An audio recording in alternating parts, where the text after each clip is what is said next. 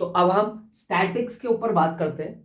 ठीक है, स्टैटिक्स के ऊपर बात करने से पहले हमें एक चीज के बारे में पता होना चाहिए, डेटा। तो डेटा क्या है? डेटा जो होता है वो कलेक्शन होता है रॉ फैक्ट फिगर, जिसको आप नंबर्स, टेक्स्ट और किसी भी फॉर्म में क्या कर सकते हैं, सेव कर सकते हैं। किस लिए? किसी मीनिंगफुल इंसाइट पे, जिसको एनालाइज किया जाता है कुछ मीनिंगफुल इंसाइट्स निकालने के लिए। ठीक है, अब इंसाइट मतलब रिजल्ट भी हो सकता है, ठीक है, कुछ मीनिंगफुल रिजल्ट्स या आउटकम्स निकालने के। अब डेटा कितने टाइप्स का होता है? डेटा दो टाइप का होता है। पहला होता है अनग्रुप्ड डेटा, दूसरा होता है ग्रुप्ड और अरेंज डेटा। ठीक हो गया। अब उसके बाद आगे आते हैं, तो उसके बाद हम डेटा को कितने तरीके से एनालाइज करते हैं, तो हम उसे कहते हैं मेजर ऑफ सेंट्रल टेंडेंसी। तो मेजर ऑफ सेंट्रल टेंडेंसी के अकॉर्डिंग डेटा को तीन तरीके से एनालाइज किया जाता है, पहला मीन, दूसरा मीडियन, तीसरा मोड। तो अब हम मीन के ऊपर बात करते हैं। पहले मैं मीन को अनग्रुप डेटा के लिए निकालूंगा, फिर ग्रुप डेटा के लिए भी निकालना बताऊंगा। तो जब हम मीन को अनग्रुप डेटा के लिए निकालते हैं या रैंडम डेटा के लिए निकालते हैं, सबसे पहला काम आपको मीन को असेंडिंग ऑर्डर में अरेंज करना होता है। जैसे आपने डेटा को असेंडिंग ऑर्डर में अरेंज करा, उसके बाद आप क्या करेंगे, सारे डेटा को जोड़ देंगे, जितना भी डेटा है उसको हम जोड़ देंगे, और जितने डेटा है उनको गिन के उससे डिवाइड कर देंगे, मतलब जितने नंबर ऑफ डेटा है उससे गिनेंगे और फिर उसे डिवाइड कर देंगे। तो इस हिसाब से मीन का फॉर्मूला क्या हो गया? मीन का फॉर्मूला हुआ sum of all observation upon total number of observation. Mean को एवरेज भी इसीलिए कहते हैं, ठीक है, क्योंकि इस फॉर्मूले की वजह से हम मीन को एवरेज भी कहते हैं। Now mean for group data, अगर ग्रुप डेटा आपको दिया हो तो आप उसका मीन कैसे निकालेंगे? सबसे पहला काम आप क्लास मार्क निकालेंगे। क्लास मार्क को कैसे निकाला जाता है? क्लास मार्क को क्लास इंटरवल का यूज करके निकाला जाता है। पर क्लास इंटरवल का यूज करके क्लास मार्क को कैसे निकाला जाता है? जब हम क्लास मार्क निकालते हैं तो हम उसको लिखते हैं xi, एक कॉलम बनाते हैं नया xi, और वो भी क्लास फ्रीक्वेंसी के बाद पे।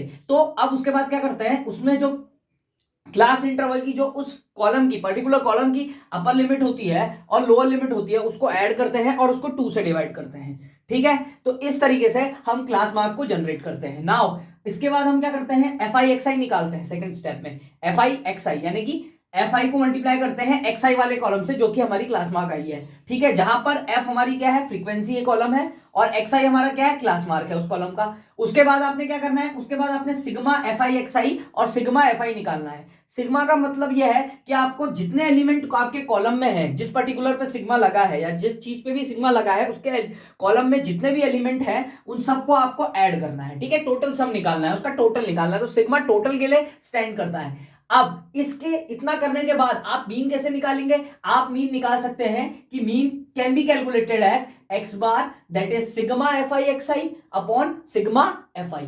ये फॉर्मूला है मीन का कि sigma F I X I upon sigma F I, जहां पर sigma F I X I आपने निकाल रखा है और सिग्मा एफ आई भी आपने निकाला है। उसके बाद इस मेथड को आप डायरेक्ट मेथड भी कहते हैं, आपकी बुक में ये डायरेक्ट मेथड नाम से है। ठीक है, mean using assume mean method. अब हम मीन को अज्यूम मीन मेथड से निकालेंगे। तो अज्यूम मीन मेथड से निकालने के लिए मीन को सबसे पहले आपने क्या करना है, फिर से वही क्लास मार्क जनरेट करनी है। एक बार आपने अज्यूम मीन मेथड में क्लास मार्क जनरेट कर ली, तो उसके बाद आपने क्या करना है, जितना भी क्लास मार्क के कॉलम में एलिमेंट है उनमें से बीच का एलिमेंट यानी कि मिडिल एलिमेंट निकालना है, या मिडिल वैल्यू निकालनी है उस एलिमेंट की।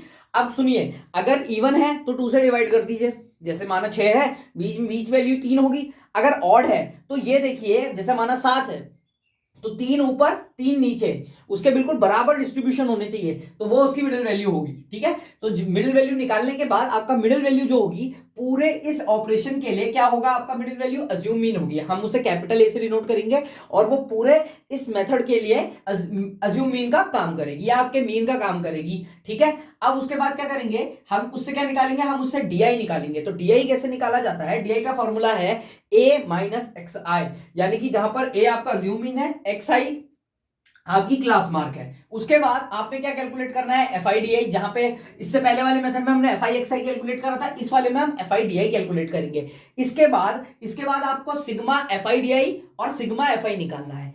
आपको क्या निकालना है, सिग्मा एफ आई डी आई और सिग्मा एफ आई। फिर मीन किस तरह कैलकुलेट किया जा सकता है? मीन कैलकुलेट किया जा सकता है X bar is equals to A plus sigma F I D I upon sigma F I. ठीक है, ये आपका मीन का है। अब मोड पे आते हैं। मोड पे क्या है, मोड पे आपको अनग्रुप डेटा के लिए जो आपका मोड होगा वो कैसे होगा कि it is given as the time the repetition of value in a random data और अनग्रुप डेटा। मीन क्या होता है, अनग्रुप डेटा के लिए हम मीन कह सकते हैं कि जो वैल्यू सबसे ज्यादा बार उसमें रिपीट होगी, यानी कि आपके गिवन डेटा में, यानी कि आपके रैंडम डेटा में जो भी चीज सबसे ज्यादा बार रिपीट होगी वो आपका क्या कहलाएगा, मीन कहलाएगा। उसके बाद ग्रुप डेटा के लिए मीन कैसे निकाला जाता है, ग्रुप डेटा के लिए मोड का एक फॉर्मूला, सॉरी ग्रुप डेटा के लिए मीन नहीं, ग्रुप डेटा के लिए मोड का एक फॉर्मूला है। उसका मोड कैसे निकाला जाता है, मोड होगा एल प्लस ब्रैकेट के अंदर f1 minus f0 upon 2f1 minus f0 minus f2 whole multiplied by h। अब यहां पर h क्या है, आपकी h है आपका क्लास साइज। क्लास साइज क्या होता है, बहुत बार क्लास साइज सुनने को मिलेगा। क्लास साइज होता है दो क्लास इंटरवल के बीच में डिफरेंस, ठीक है। अब L क्या है, lower limit of model class. हाँ, इसमें एक टर्म है मॉडल क्लास। जब भी आप मोड निकालेंगे आपको मॉडल क्लास निकालनी पड़ेगी। तो मॉडल क्लास क्या होता है, highest frequency in the mode table, ठीक है। मोड टेबल की हाईएस्ट फ्रीक्वेंसी, जो हाईएस्ट फ्रीक्वेंसी होगी वो आपकी क्या बनेगी, हमेशा मॉडल क्लास बनेगी। Now lower limit of model class, frequency of model class, frequency जो सबसे ज्यादा बड़ी फ्रीक्वेंसी है वो आपकी फ्रीक्वेंसी यानी कि f1 बनेगी। उसके जस्ट ऊपर वाला आपका f0 बनेगा फ्रीक्वेंसी टेबल में। उसके बाद उसके जस्ट नीचे वाला f2 आपका वो f2 बनेगा, ठीक हो गया। नाउ अब मोड कैसे निकाला जाता है, तो मोड का फॉर्मूला अभी डिस्कस करा था, L प्लस ब्रैकेट के अंदर f1 minus f0 upon 2f1 minus f0 into f2 into h। ये आपका मोड है, ये मोड का फॉर्मूला लिखा हुआ है। मीडियन की बात करते हैं, मीडियन फॉर अनग्रुप डेटा। जब हम मीडियन किसी अनग्रुप डेटा के लिए निकालते हैं तो सबसे पहला काम वही कि हमें डेटा को असेंडिंग ऑर्डर में अरेंज करना है। उसके बाद क्या करना है, जितना डेटा दिया गया है उसको गिनना है। माना अगर डेटा हमने गिना तो दो केसेस हो सकते हैं। पहला कि जो हमें डेटा दिया गया है माना वो इवन है, दूसरा जो हमें डेटा दिया गया है वो माना ऑड है।